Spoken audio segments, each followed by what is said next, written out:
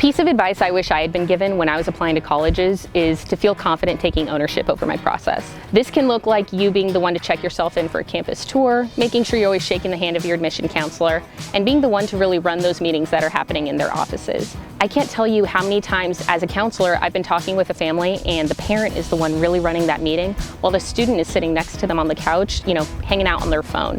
That's definitely not something we're wanting to see.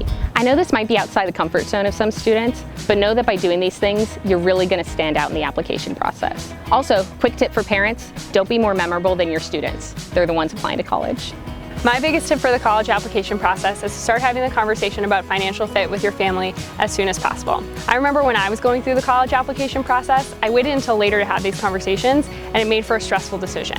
You can actually start applying as early as October 1st for the FAFSA and need-based financial aid. On top of that, many universities offer their own academic merit-based scholarships that you can apply for. You can even apply for scholarships through community-based organizations, nonprofits, and even corporations. The sooner that you consider financial fit, the easier this process will be for you.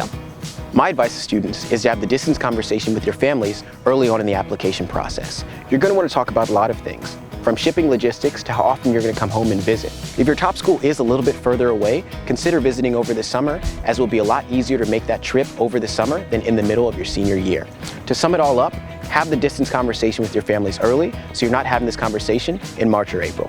One thing I wish I would have known is to keep track of the email address you're applying with and to check it regularly. It's the main way colleges will communicate with you. They'll send important information, updates, they'll also let you know if anything's missing from your file. I've seen this negatively impact students' decisions down the road. It's also important to set aside a space where you're going to keep any hard copy materials that you receive.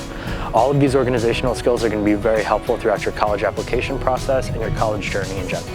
So when I was applying to college, I wish I'd been a little bit more strategic about which application type I used at each institution I applied to. I almost missed the deadline at my state institution because they called it priority instead of early action or something I was familiar with. So definitely do your research to figure out what is most advantageous for you at each college you apply to.